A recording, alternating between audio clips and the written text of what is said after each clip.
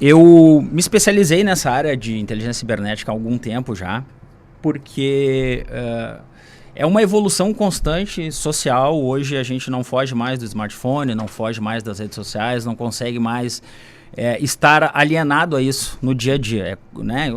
Se a gente pegar o exemplo da rádio, que a rádio tem as redes sociais e divulga. Enfim, o rádio deixou de ser só voz, como a gente diz, por exemplo. Né?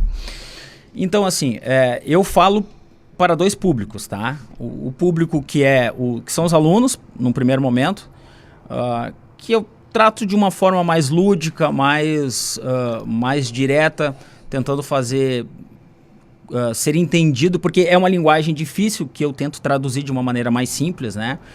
Mas basicamente, assim, para os alunos, assim, eu falo da questão assim, que não existe almoço grátis. Né? Então aquela questão da rede social, vou dar um exemplo, né, bem comum. A gente sai para almoçar no final de semana em algum restaurante com a família.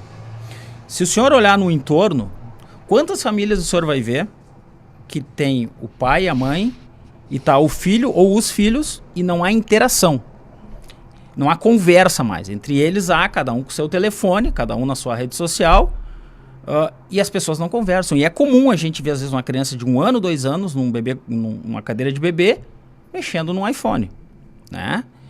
Então, assim, isso tudo, embora seja inevitável de alguma forma... Virou uma companhia do almoço, do jantar, a criança com o celular do lado assistindo alguma coisa. Isso, exato. E é tratado como uma coisa normal.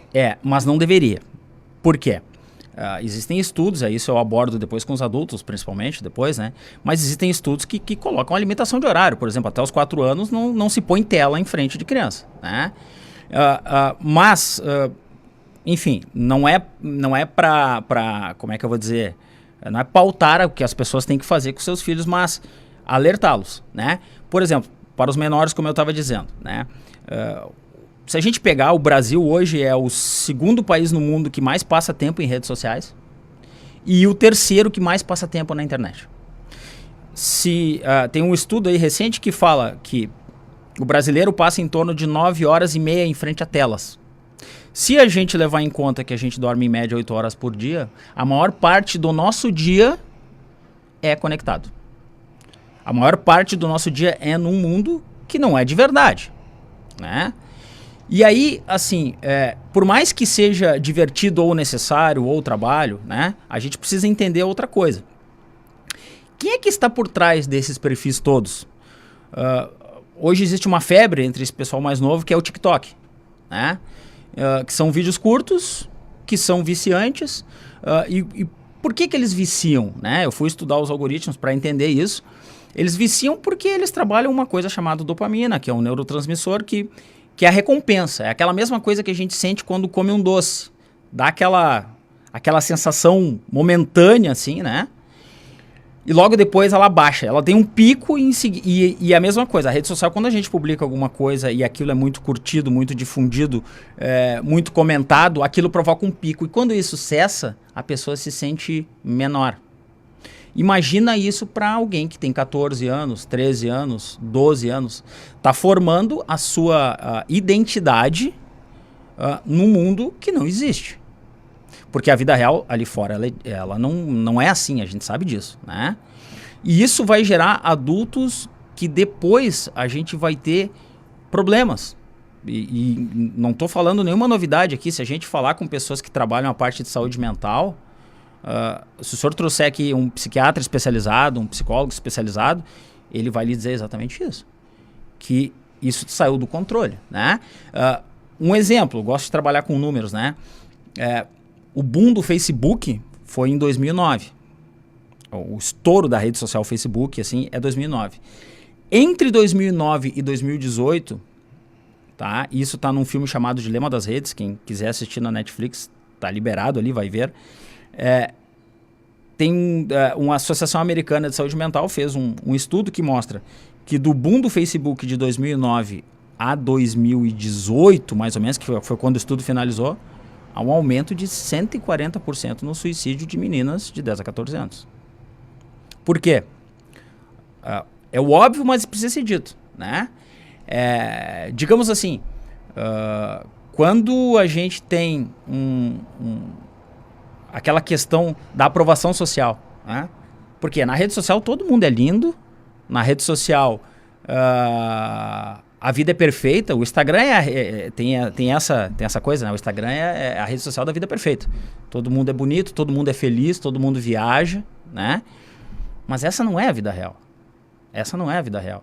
E isso acaba atingindo pessoas ainda em formação, que sonham jogar futebol como o Cristiano Ronaldo ou ser uma menina de muito sucesso, como a Gisele Bündchen, mas a gente sabe que esse filtro é muito pequeno.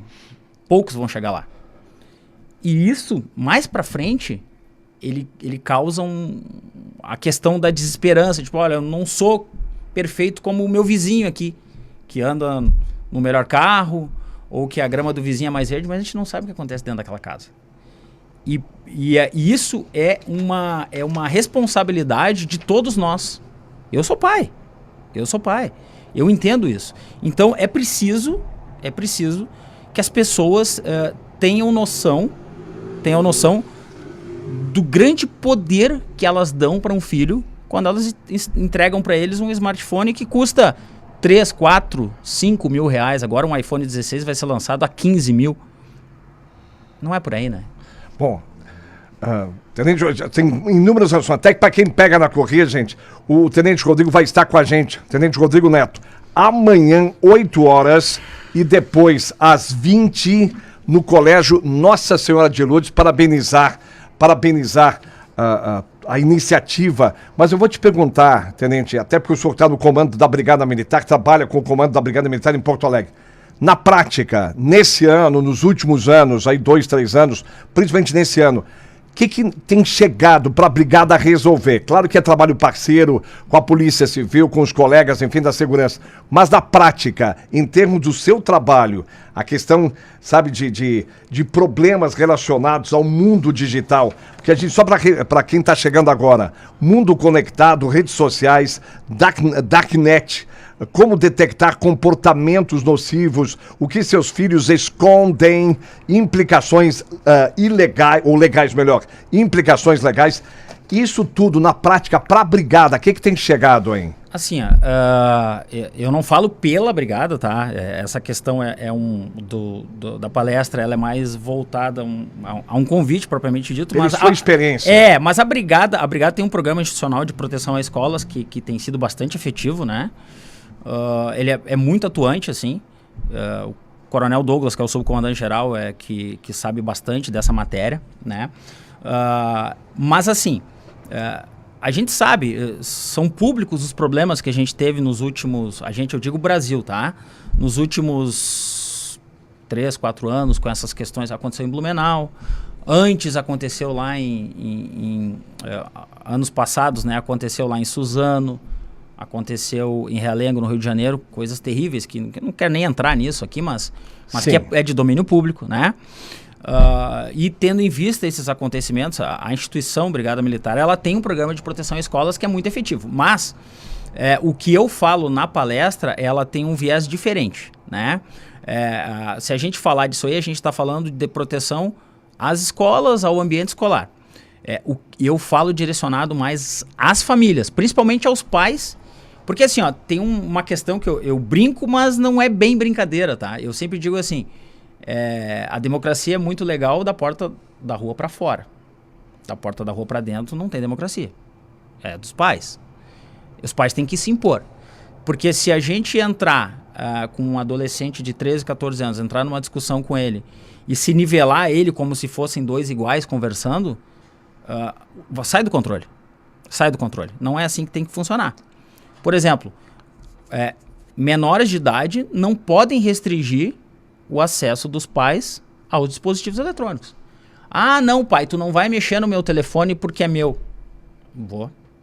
E ele tem toda a autonomia para fazer isso. Porque assim, quem são as pessoas que a sua filha ou seu filho estão conversando?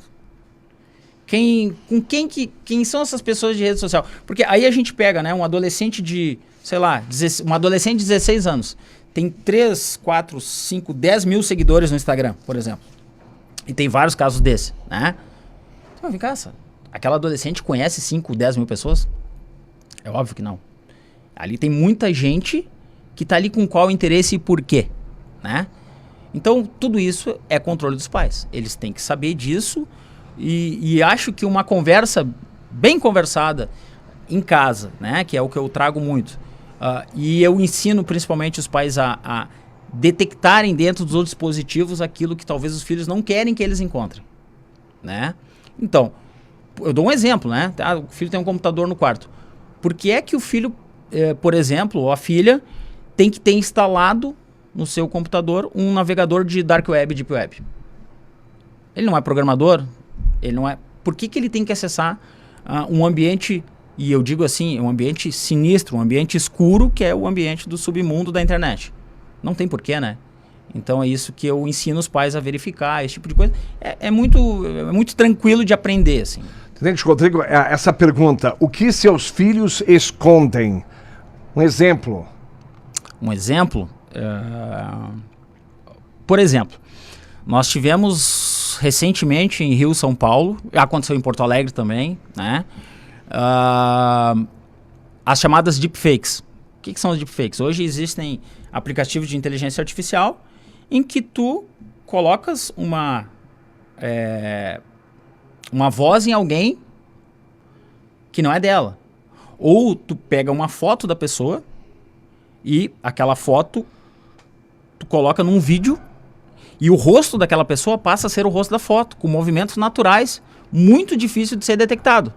E isso aconteceu no Rio, aconteceu em São Paulo, aconteceu em Porto Alegre, de menores fazendo vídeos de conteúdos aqui, não vou, né?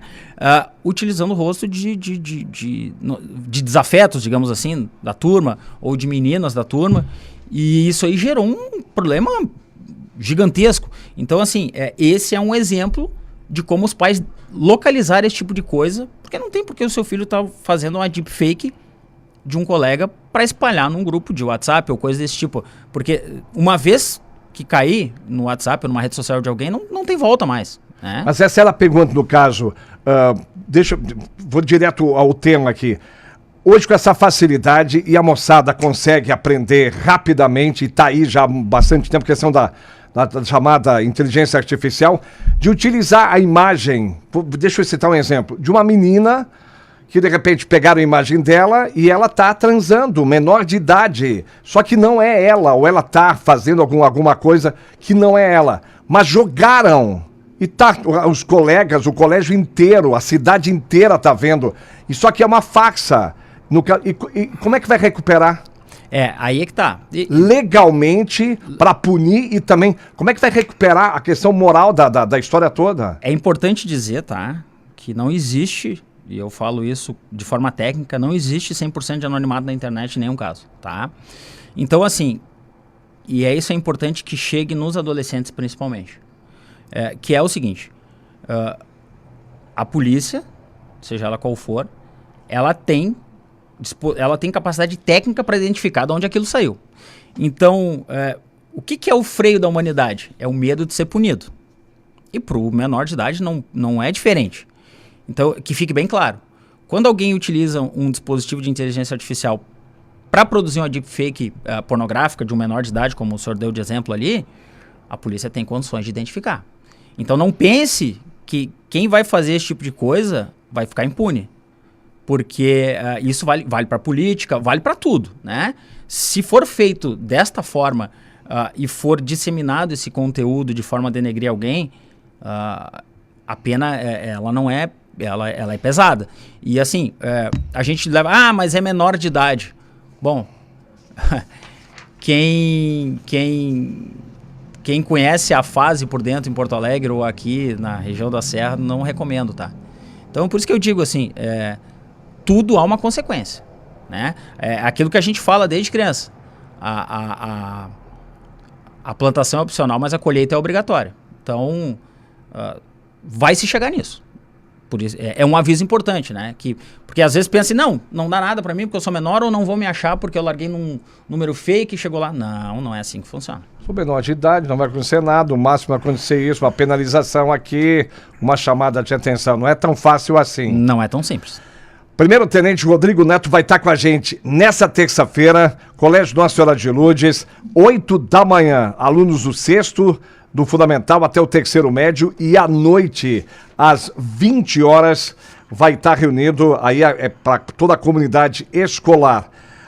O pessoal aqui também pede, no caso, doações de alimentos não perecíveis e roupas. Direção do Easy Lourdes, muito obrigado. Pessoal da APM, agradecer ao doutor Márcio Montemeso também pela grande gentileza.